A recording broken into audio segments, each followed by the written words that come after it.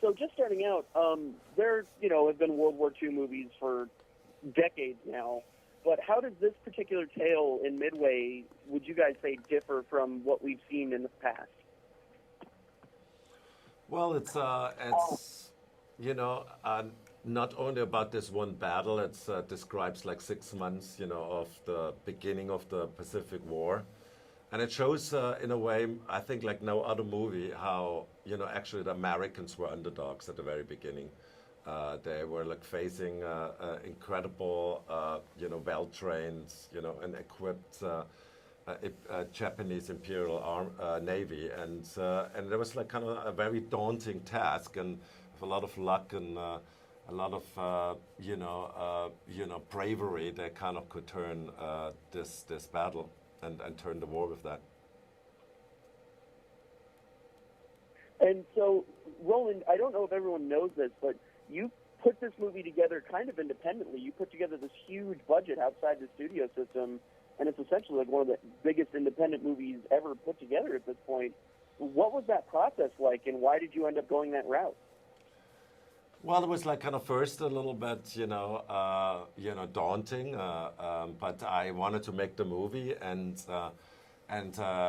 we're like kind of just going around with our hats all over the world and collected money for it, which is kind of cool in a way, because you like kind of become the studio yourself, and you like kind of deliver a movie, to all these different countries, and it gave us, or gave me, like kind of maybe the first time again, because I started in the independent business again, like this feeling of I'm in charge. I can make this movie like however I want it, and I think it changed the movie how it was, made a lot, story-wise and look-wise, and also casting-wise.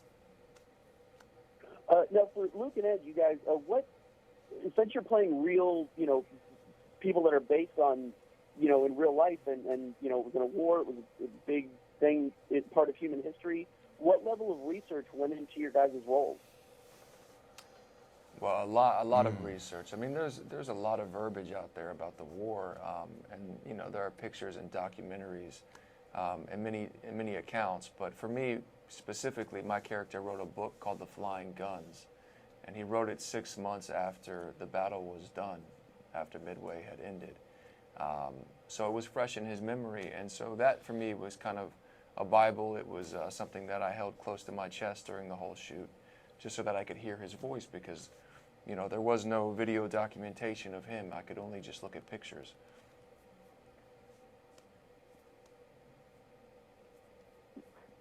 And what about you, Ed? Yeah, I mean, I'm someone who goes head over heels into research on every job that I do, and probably do more than I need to.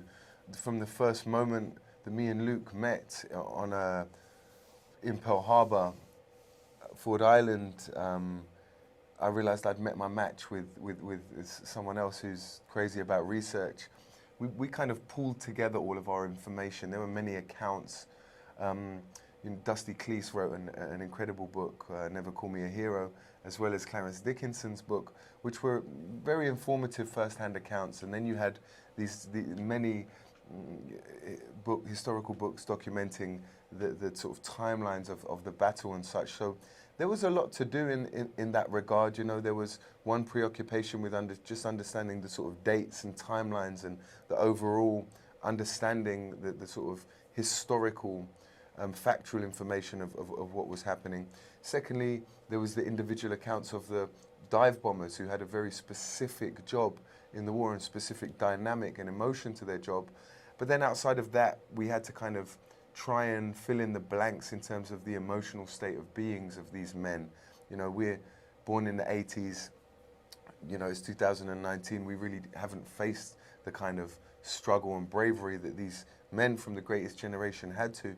So we had to try and find that emotional place that they might be in. So there was a lot of research, but that's kind of a part of the job that I think me and Luke love, is to learn, Well, awesome. Thank you guys so much. I know I got to get out of here, but you've been gracious with your time, and congratulations on the movie, and thank you guys very much. Thank you so much. Thank you, Ryan.